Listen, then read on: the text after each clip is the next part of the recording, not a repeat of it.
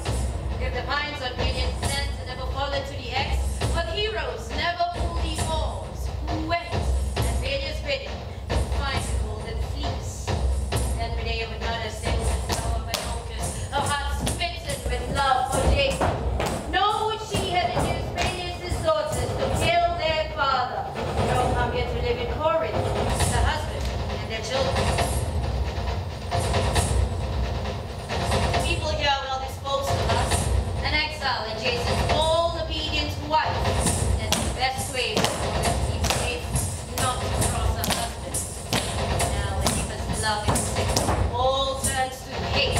Jason has betrayed his own sons and Medea, left her for the royal wedding bed. He's married a princess, daughter of King Creon. Oh, Medea rages at the loss of honor, cries out his swore and oath, recalls the powerful pledge he made to her, and calls the gods to witness how Jason thanks her for her loyalty. She does not eat. She gives herself to grief, wasting away her time in tears. Ever since she knew her husband's wrong to her, she's laid, her eyes fixed to the ground. When friends reason with her, she listens like stone her away from the sea, just sometimes turning a pale neck to her. She wails aloud for her near-dead father, her country and her home, which she betrayed when she came here with the man who now dishonors her.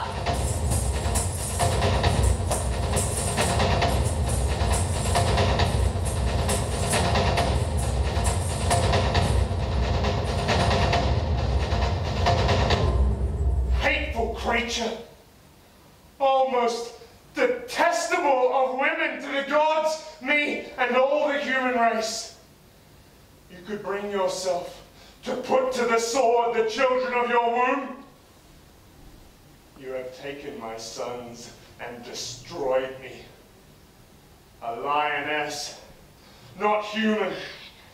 No number of reproaches could hurt you, such is your audacity. Out of my sight, vile creature, child murderer. I am left to lament my fate. I shall have no joy of my new-won bride, and the sons that I gave life and nurture to I shall never speak to alive again. I have lost them. I would have talked at length in reply to this, but Zeus the Father knows what I have done for you and how you have treated me. You suffer too. You share my pain. I do, but being spared your mockery takes away the pain. My sons, what an evil mother you had. My boys, it was your father's sickness that killed you. But not at least by my hand that they died. No! It was your insult to me and your new-won marriage. Give me my sons' bodies to bury and to mourn.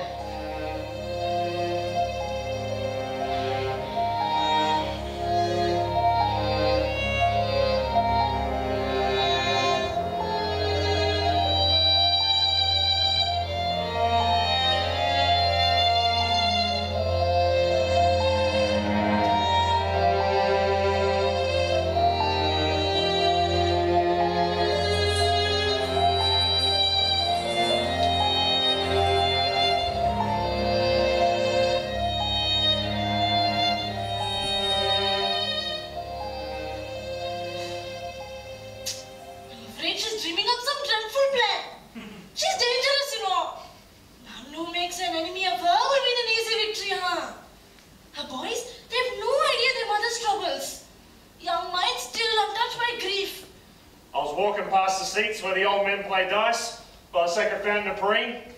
I pretended not to listen, but I heard one say that King Creon intends to send the boys away with their mother, expel them from the country. Whether the story's true, I don't know, but I wouldn't want it so. What? Will Jason let his sons be treated like that, even if he's quarreling with the mother? His new marriage now comes first. He's no friend in this house. I'm not making an enemy of her in an easy victory. How will she do this now? But keep quiet, say nothing. This isn't the moment for Medea to learn this. You hear what sort of father Jason is to his children? Curse him! He's no worse than others. Are you just finding out that people love themselves more than their neighbour? With his new lover, Jason has no time for his boys. Don't let the boys near Medea in the present mood. I've seen her eyeing them. Ooh, like a wild bull, as if there's something that she means to do. She will not give up her anger till she has struck. Let's hope it is the enemies, not them. Misery! How wretched I am. I want to die. There it is, dear mother. Wrecks the feeling, Spencer. Rich. Keep her away. Take care. She can be wild and hateful in a stubborn pride. Oh, wailing. It is a cloud she will ignite to flame as the fury grows. Oh, what will she do? This great passionate soul, implacable, stung by misfortune. Wronged! My wrongs call forth great cries of woe. Boys, your mother's hated. Cursed boys. I wish you dead and your father too. Curse his whole house!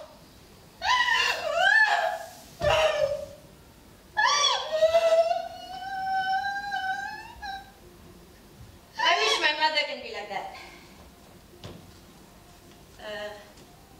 Ali, can I have some lights?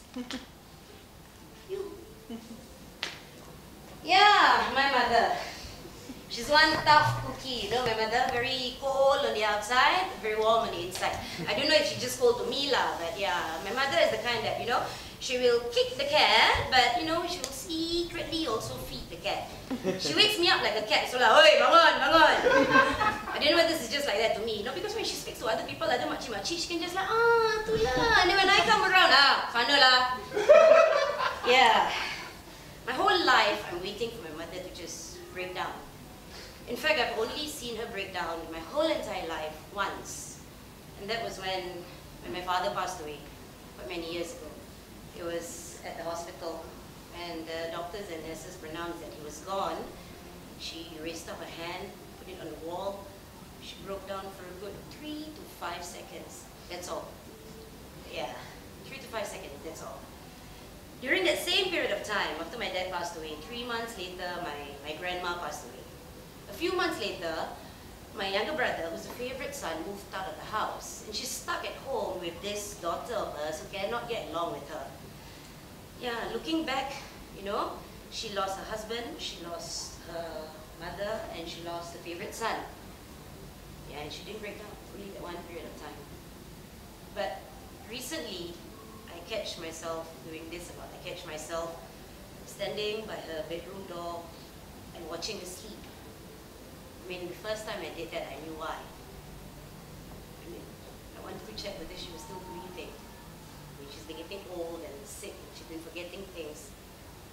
And I'm also afraid of losing her. I mean, I've got no one else. I've only got my mother. My father's gone, my grandparents gone. Yeah, and then I've been doing that quite a lot lately.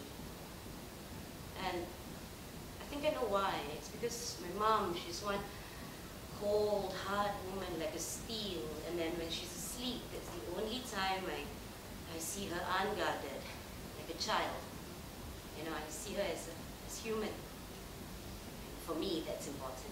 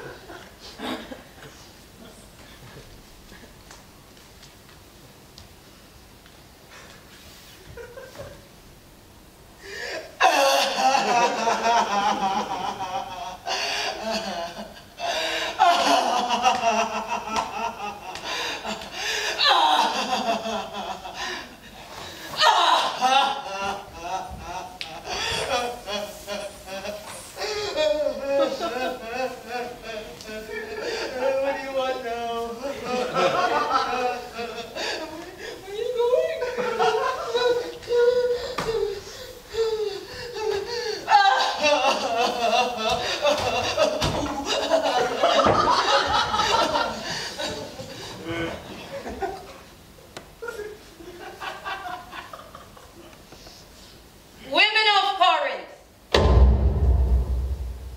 I have left the house because I don't want you to blame me.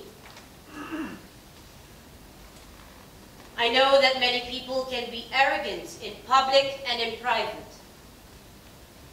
But some are called indifferent to others just because they are reserved. There is no justice in the judgments that man makes. Before they know a man's inner self, they hate at sight, though they've not been wrong. A foreigner must take special care to conform to the state. But even a citizen who is fool enough to let his stubborn pride offend his fellow citizens wins no praise from me. But this unexpected blow has broken my heart. I'm finished. I've lost all joys in life. I want to die, my friends. The man who was my whole life, I know it well, my husband, has turned out the most despicable of men. Of all creatures that have life and reason, we women have the worst lot. First, we have to buy a husband at vast expense. And to make the bargain more painful, what we buy is for someone to lord it over our body. For us, the biggest question is whether the man we get is good or bad. Divorce is not respectable for women, and we may not refuse our husband. A woman coming to new ways and laws need to be clairvoyant. She can't find out at home what sort of man will share her bed. If we work at it and our husband is content beneath the marriage yoke, then life can be enviable. If not, better to be dead. When a man is tired of the company at home, he can go out and end his discontent. We women must have eyes only for one man. Our life at home is free from danger while they go off to war. Thou fools! I would rather fight 3 times in war than to go through childbirth once.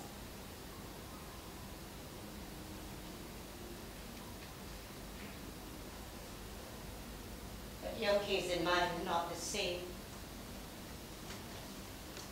You have your city here, family home.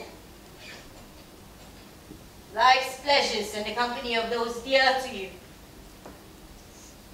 I am alone and stateless, dishonored by my husband, plundered from a barbarian land. I have no mother, brother, nor any of my kin, no haven from this calamity. And so I ask one thing of you. If I could find a way, a means of taking revenge on my husband for his wrongs, say nothing.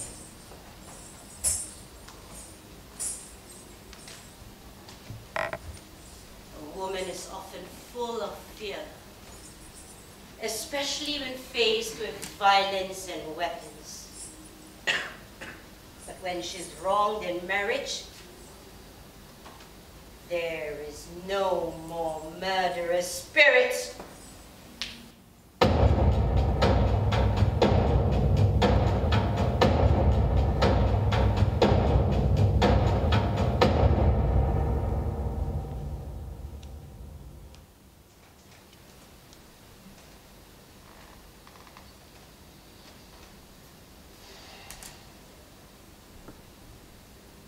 This is not the first time. I have often realized what a trail of trouble a churlish temper brings. You could have stayed here, kept your home, if you'd accept without fuss the decision of our rules. But because of your stupid talk, you are banished. But it doesn't bother me. Go on calling me the vilest names you like. But after what you said about the royal family, consider yourself lucky your punishment is merely exile. They are furious. I've tried to calm their royal temper. I want you to stay. But you go on being foolish, endlessly abusing your masters, and so you are banished. Despite all this, I don't let down my friends. I've come thinking of your needs, my dear. I wouldn't want you sent away with the children, penniless or lacking anything. Exile brings with it many problems. Even if you hate me, I could never wish you harm. You vile coward! Yes, I can call you that. The worst name that I know for your unmanliness. You've come to me, you my worst enemy. Come here! But that's not bravery or courage, to betray your loved ones and then look them in the eye. It's utter shamelessness. The worst disease mankind suffers. However, you've done well to come. Abusing you will do me good, and you will smart to hear it. I saved your life. When you were sent to yoke the fire-breathing bulls and sow the field of death, it was I who killed the sleepless serpent, which within its tangled coils gathered its golden fleece. I lit the way for your escape. I betrayed my father and my home. With you I went with more loyalty than sense. I killed King Peleus in agonizing death at his own daughter's hands and destroyed his whole house. All this I did for you! And you, foulest of men, have betrayed me. You have got another woman when I have borne your sons. If you had no children, this lusting for her might have been forgiven.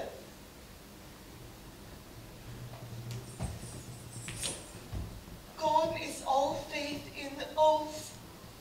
My poor hand that you so often clasped and my knees that you touched in supplication. All false? All my hopes dashed by a traitor?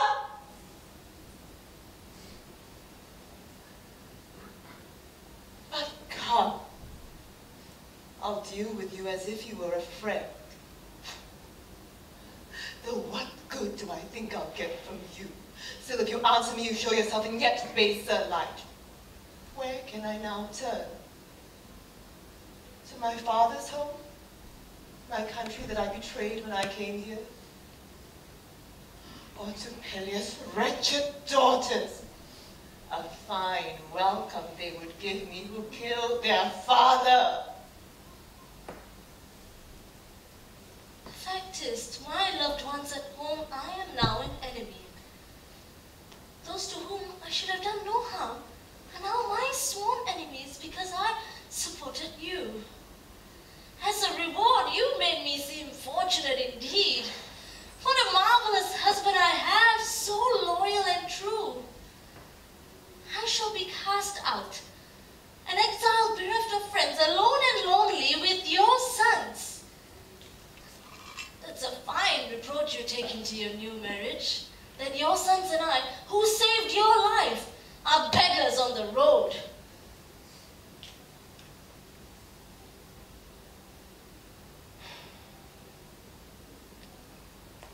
Must, I think, show that I am no bad speaker, and like a careful helmsman with sail tight furled, ride out the tempest of your stinging tongue, my dear.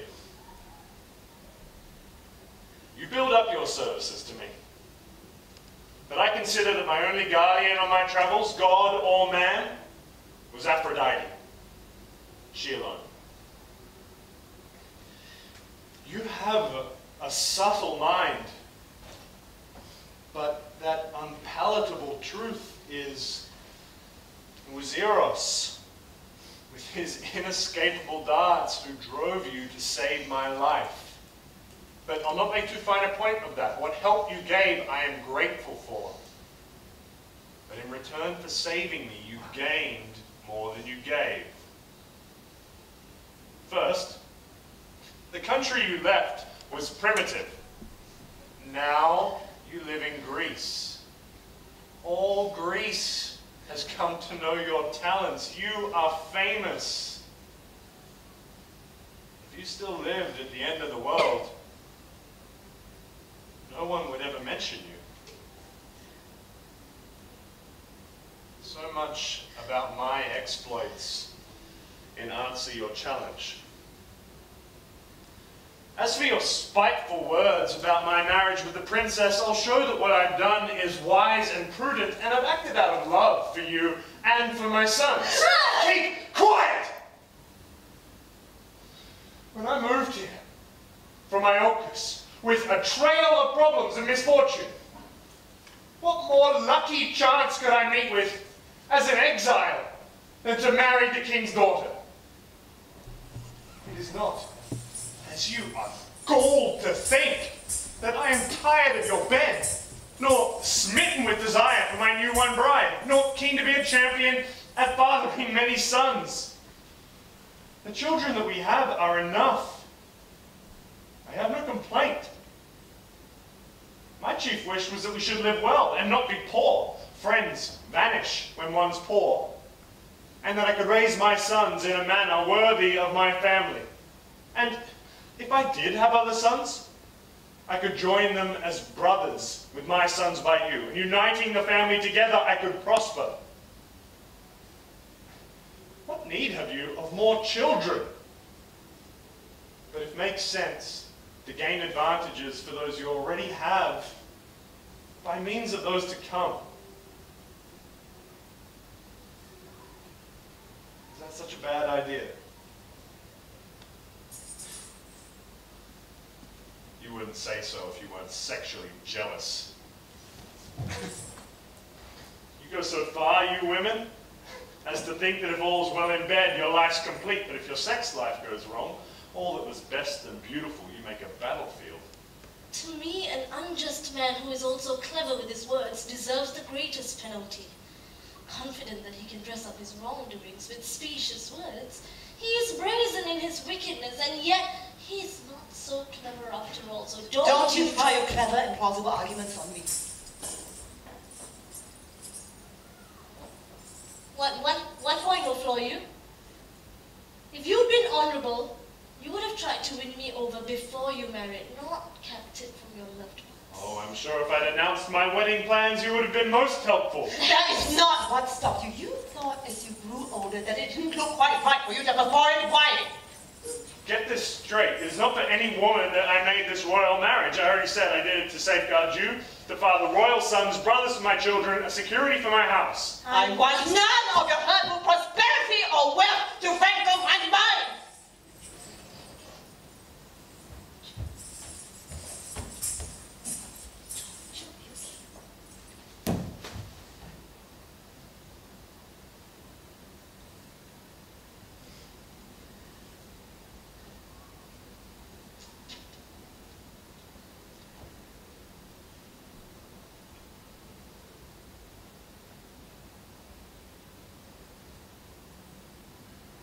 So when I was 16 or 17, I threatened to run away from home a lot.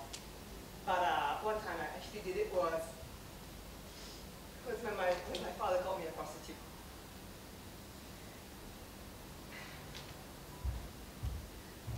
Okay, so anyway, okay. So this is what happened. Okay, so at that age, I really wanted to get a boyfriend, so I thought the best way to get a boyfriend would be to dress the part of a girlfriend. And I had a very clear idea of what girlfriends wore, and it's not too different from my costume in this play. I mean, basically, it's like without all these things, so it's like, show your boobs, show the boobs, and like little skirts, and so I had my girlfriend costume, and I thought, oh my god, I'm gonna attract all these men to me, it'll be amazing.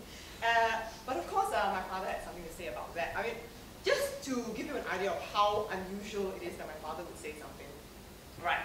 So once we passed the age of 12, he barely said anything to us at all because, you know, we were women who were not his wife, who had breasts, and he was very uncomfortable with that. And I mean, I had breasts. I mean, I still have breasts. But hey, I have a game, but what I'm trying to say is, what I'm trying to say is that, you know, he wouldn't say anything to us. Like, he would say things like, hey, clear your cup. Like, we put the cup down on the table for like 2 seconds, and he'd be like, hey, clear your cup. And I'm like, bah, I just put my cup down so I can figure, no, clear your cup. So like, yeah, that we would say. But one time, my sister or somebody, they left a used sanitary pad in the bathroom, and I'm going to simulate the situation for you right now. Wow, amazing. So there we go, it's a new sanitary pad. Just use your imagination. And, amazing, right? Wow. Okay, so my father, he went to the bathroom and was like, oh my, used sanitary pad. Oof. Okay, I didn't see it, he'll wash his hands, he'll run his water through his hands. Oh my god, it's still there, what am I going to do? Okay, just leave, and then like he come back later, oh my god, it's still there, I think he's looking at me, oh shit. But still didn't say anything to anyone. Just washed his hands, looked at it, didn't make eye contact with the sanitary pad, and left the bathroom. And he was there for the whole day. He didn't say anything about it, even though he would tell us to clear our cup after 2 seconds. So, it was highly unusual on the day where I had my girlfriend costume on, and I was walking out the door, and he stopped me. And he said, what do you think you're doing?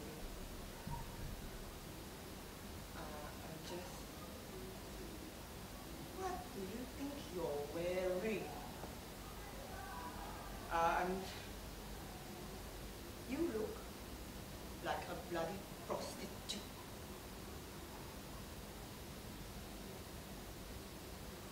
So, I mean, coming from somebody whose father doesn't say anything, it's like, clear cut, it was like a shock to me.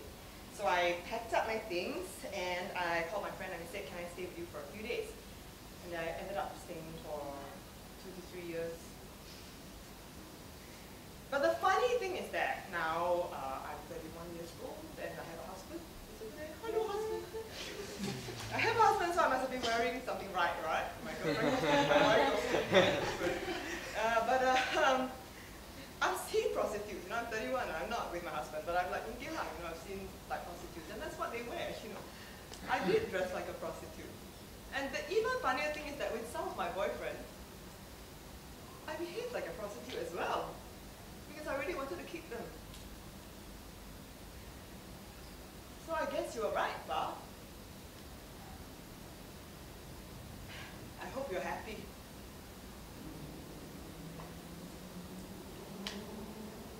Okay, that's all.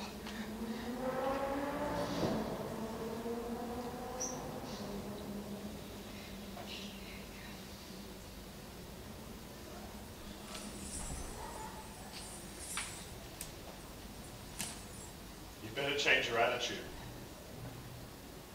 be wise to accept that what's best for you is not hurtful. You're fortunate, don't think you're not. That's right, insult me. You have a way out. I am alone, condemned to exile. It was your own choice. Blame no one else. What did I do? Did I make you my wife and then betray you? You called down unholy curses on the royal family. I am that curse. To your house, too. I won't debate this any further.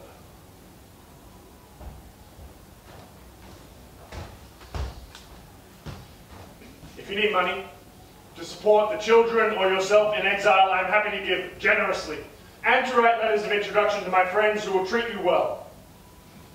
You would be foolish to refuse, my dear. It would pay you to give up your anger. I will not take advantage of your friends or accept a thing. Don't try to give me anything. There can be no profit in a traitor's gift. Then I call the gods to witness that I am willing to do any service for you and the boys. But you do not want kindness. In your stubborn pride, you reject your dear ones and make your suffering worse.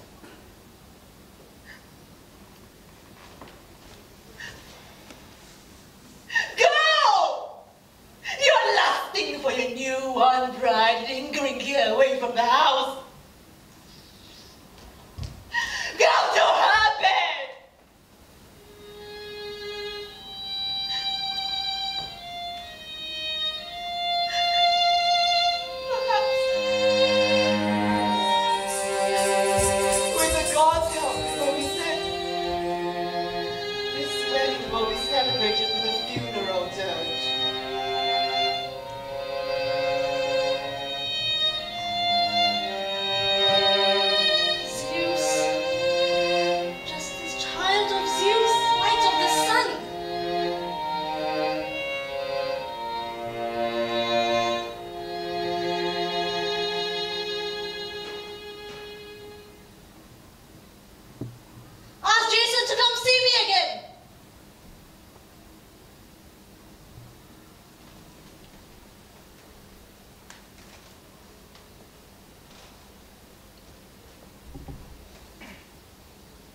Come, as you commanded. Despite your ill will, I'll grant you this. I'll listen to you. What new request do you have of me? Jason.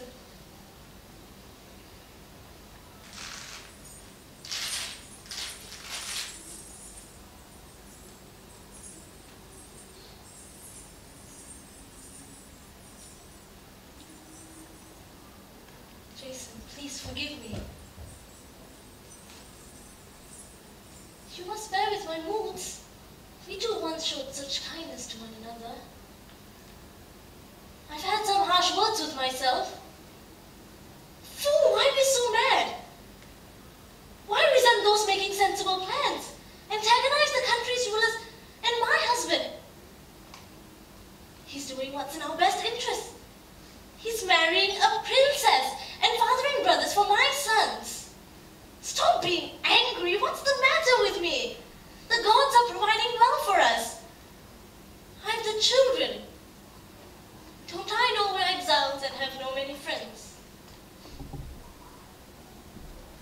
And so I reflected and I realized how stupid I had been, how pointless my anger. I now applaud you. Think that you're right in bringing us this new marriage. I was a fool. I should have been a part of your plans. Helped you. Stood beside the marriage bed and rejoiced to attend the new bride. But we are women. I won't say we're bad, but we are what we are. You shouldn't follow our bad example and answer folly with folly.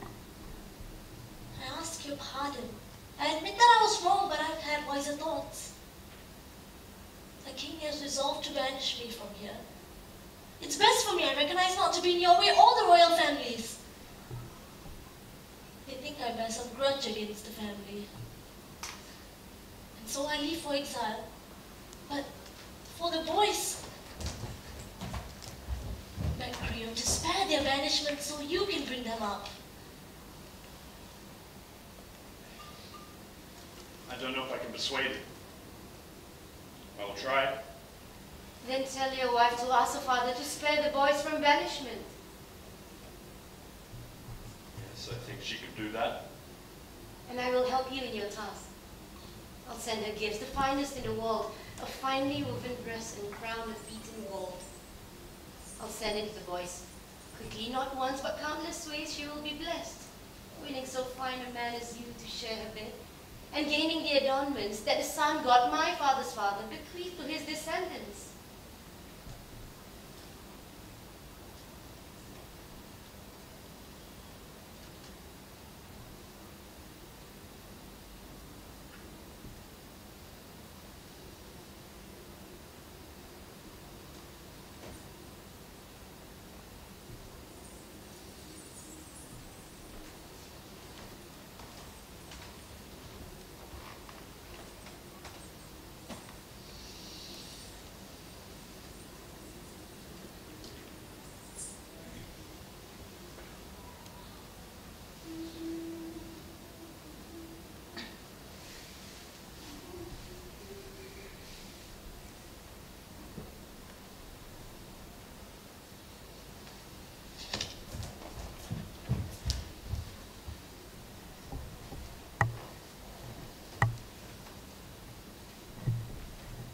Children. Children. Now you have a city, a home where leaving me you will live forever parted from your mother. I shall leave for another land, an exile, before I can have my joy of you, see you happy, before I can honor your rise and adorn your marriage beds and hold aloft the wedding torch. Oh, misery. Oh, my stubborn pride. All for nothing, boys, I brought you up. All for nothing tortured myself with toil and care and bore the cruel pains when you were born. Once I had great hopes of you, that you would care for my old age and yourselves shroud my corpse. That would make me envied.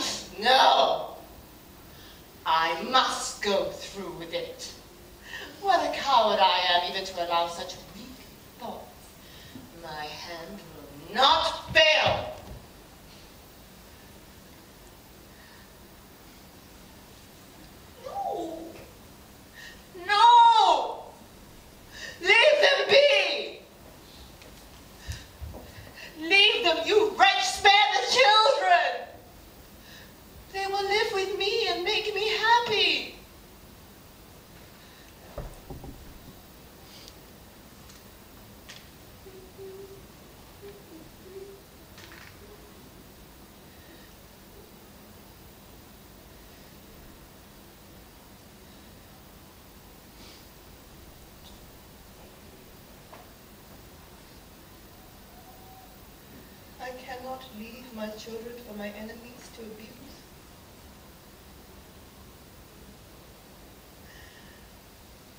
In any case, it's done now.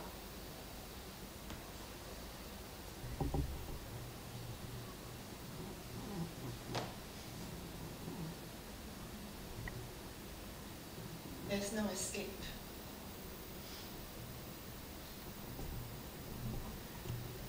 The horror overwhelms me. I understand the horror of what I propose to do. But passion masters my resolve, and the passion is the cause of all life's greatest horrors. Medea, you've done a dreadful, wicked thing. Get away, escape, take ship or chariot, any means escape. She's dead.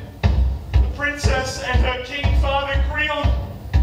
You have wrecked the royal household. Wonderful news!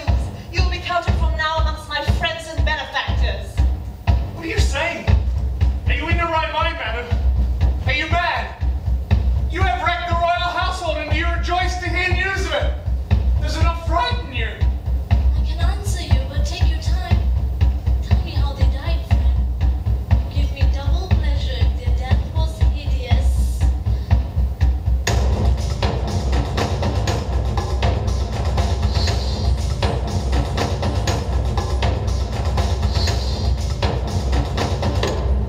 Medea, when your two boys entered the wedding rooms with their father in the women's quarters, our mistress, the one we now defer to in your place, before she saw your pair of boys, had kept her eye lovingly on Jason.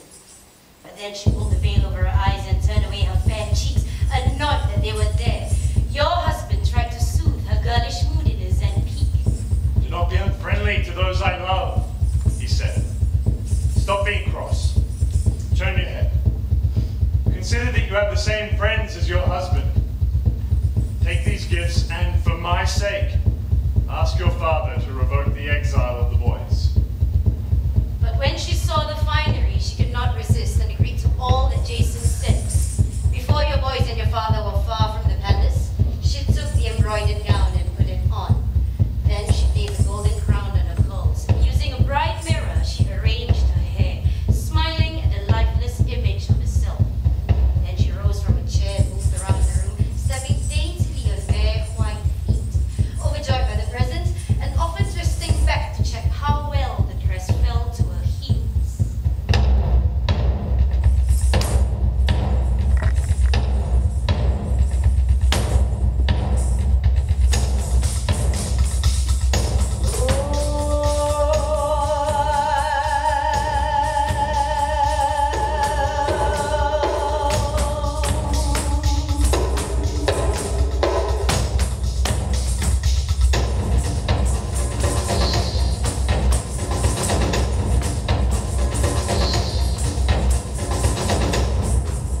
But what we saw then was frightful. The skin changed color, and she collapsed sideways, limbs shaking. One of her attendants, an old woman, thinking the anger of Pan, some other god had fallen on her, let out a ritual cry. But when she saw the white froth coming from her mouth, the pupils of her eyes twisted in their sockets, the blood drained from her skin, and she let out, quite unlike her former cry, a deep felt wail. Rushed to the king's rooms, and now that her new husband is telling what had happened to his bride, the whole palace resounded to the clatter of many running feet.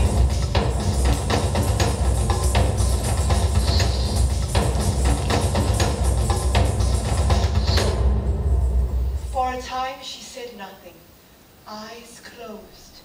Then, with a frightful scream, she woke. Poor girl, attacked by a double torment. The gold crown on her head gave off a monstrous stream of all-consuming fire. The fire sponges, which the boy had brought, was devouring the poor girl's pale flesh. She jumped up from the fire and ran, shaking her head and all hands making way of that, trying to fling off the crown. But the more she shook her head, the fire burned twice as fiercely. Fell to the ground, overcome by torment, seeing to her father's quite unrecognizable. Gone was the clear look in her eyes, gone the natural beauty of her face. Her blood dripped from her head in flaming drops, and her flesh, torn by the voice's hidden jaws, was melting off her bones like rented tears. It was a gruesome sight. We were all too scared to touch her body. Her fate had taught us enough. Suddenly her father, poor King Creon, came in. Not knowing what had happened, he threw himself beside the corpse. All at once he cried out, embraced her, kissed her hands, and said, "My poor child, what god has destroyed you so undeservedly? who opens my aged tomb of you. Oh, let me die with you, my child. At last he stopped his cries of lamentation, but when he tried to raise his ancient body, then as ivy clings to laurel stems, so he stuck to the vine-spun dress. A dreadful wrestling match began. He tried to lift his knee, she pulled him down. When he used force, he tore his old flesh off his bones.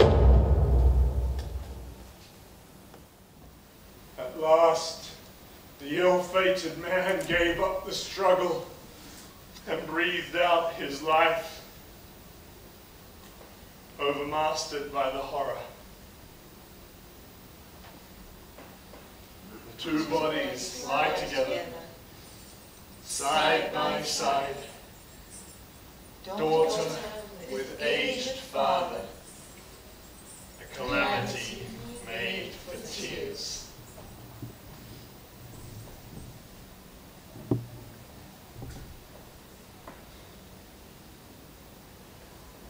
When I was 14, my grandfather passed away of cancer, and he was fighting it for about 9 months, but towards the end, he started just taking his care at home. And I remember one night, all the family had gathered at my Nan and Pop's house because we knew that it wouldn't be long. And I was standing in the living room by the entrance, and Pop's bed was in front of me, it was beside the window. And he was lying there, and my mum and my uncle were with him.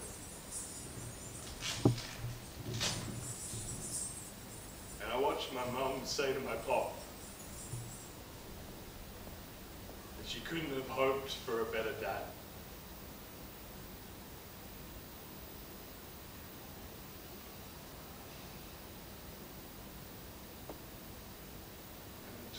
It broke my heart to see my mum say that.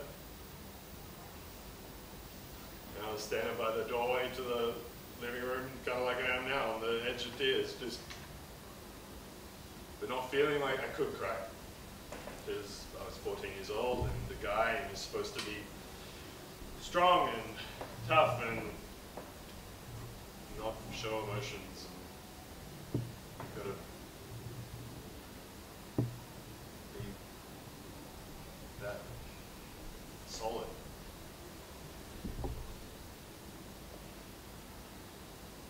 The families went home that night, and my mum and my uncle stayed with my Nan and Pop.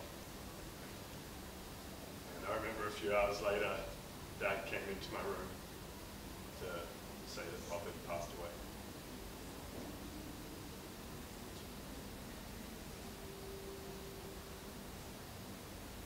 Daughter with aged father,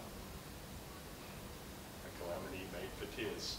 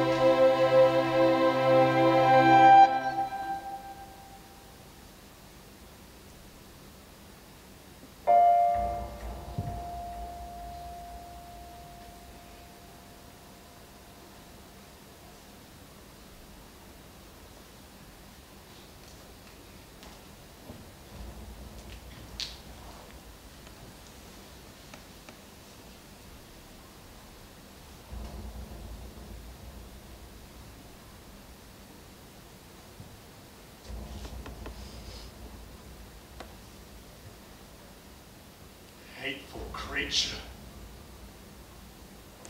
Oh, most detestable of women, to the gods, me, and all the human race. You could bring yourself to put to the sword the children of your womb. You have taken my sons and destroyed me.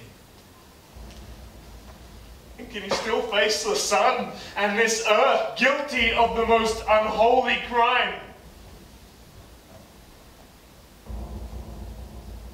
Curses on you. Now I am sane, but I was mad to bring you from your home, from your savage land, to a Greek family. A mighty trouble. A lioness, not human. Already a traitor to your father and the country that had nurtured you. The avenging spirit meant for you, the gods have visited down on me. You killed your brother at the family hearth and came aboard the Argo. That's how you began. You became my bride. You bore my children. And because of your feelings about our marriage bed, you killed them.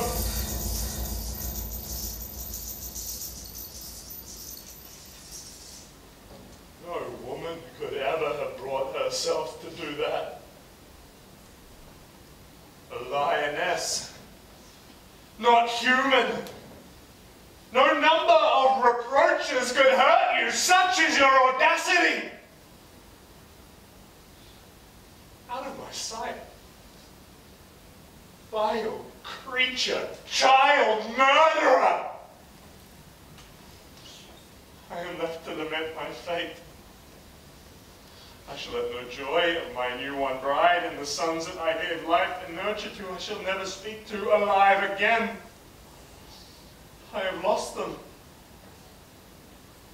I could have talked at length in reply to this. But Zeus the Father knows what I have done for you and how you have treated me. You suffer too. You share my pain. I do. But being spared your mockery takes away the pain. My sons, what an evil mother you had. My boys, it was your father's sickness that killed you. But not at least by my hands that they died. No. It was your insult to me and your new-born marriage. Give me my sons' bodies to bury into mourn. No! I will bury them with my own hand. I will take them to the sanctuary of Hera, where none of my enemies may violate them by desecrating their grave. There, the solemn rites and festival will be established to expiate this impious killing.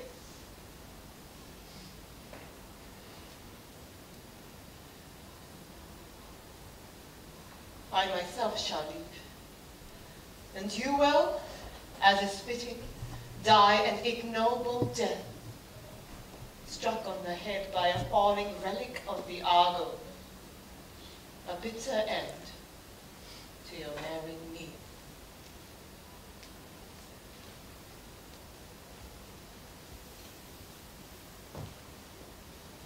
I didn't get to spend much time with my mom as a child because she was pretty much a career woman and really busy all the time. And I didn't really find that very difficult because, you know, I had 2 older siblings and it was all good and I really found it a big thing. And in my kindergarten, I think I was maybe 5, 6, we used to have these excursions almost like every month, every 2 months. And we used to go to the zoo, the bird park, stuff like that. And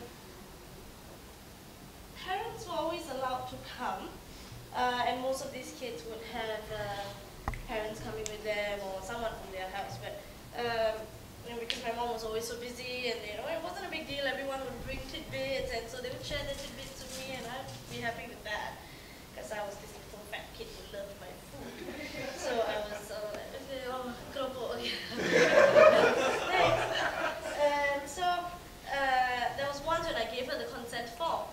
And I gave my mom the consent form, and she ticked the box. She's coming, like, yes, I'll be attending.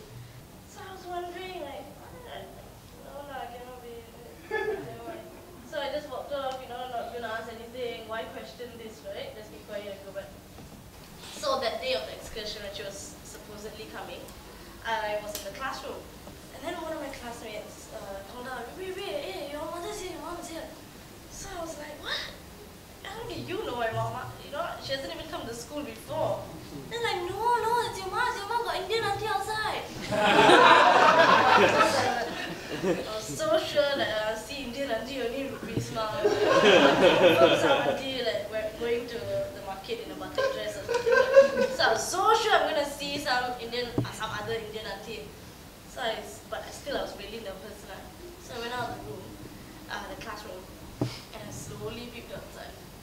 And I saw that it was my mom, and she was there with her suit and everything, to half day probably, and then was carrying 2 big bags of goodies, and lots of tidbits, and on her shoulders she had my favorite water bottle with my favorite drink by Bina strung on it. And so I saw her walking there, all proud and like, and when I saw that, I died. I was like, no! So I just ran, you know, little fatty me, and I threw myself on her and like hugged her waist, and she was just like, oh, let's go. And so we went back to the class, and then I introduced her to all my classmates. And said, this is my mom. Guys, my mom. She's in a suit. She's like some bank manager. You've never seen her before, right? Because she's so special. So when she came out, I was just like, oh my god. I died. I was so happy. It was an extreme happiness. For the life of me, for some reason, I remember everything so clearly, right? Every single detail about that. I remember the color of her suit, the tidbits she brought, everything. But I can't remember where we went. I can't remember the excursion. Was it the park? I don't know. I really don't know. I tried so hard thinking about it. I should be able to remember that, right? Since everything else is so clear. But no, I really don't remember at all. I remember that moment so well. It was one of my most vivid memories, and it was such a happy day. I don't know if I've ever felt that happiness ever in my life since then. Really, it was awesome. It was a great, great day. You must miss her a lot. Yeah.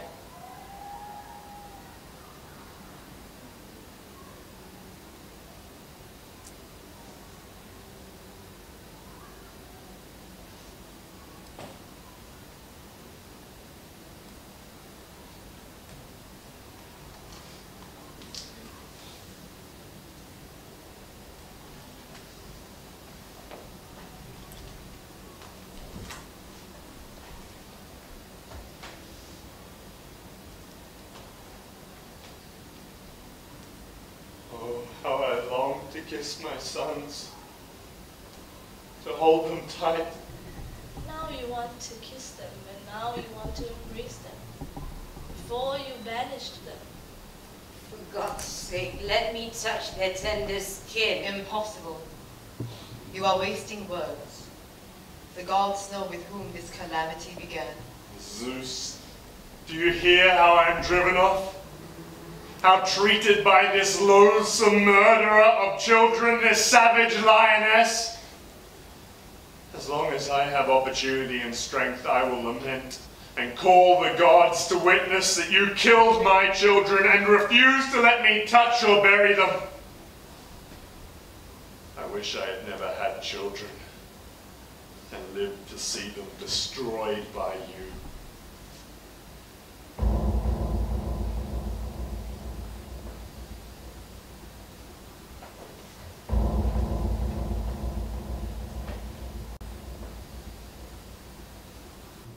Many are the destinies that Zeus and Olympus ordains. Many things the gods bring to unexpected ends. What seemed likely does not come to pass. And for the unlikely, God will find a way. And so ends this story.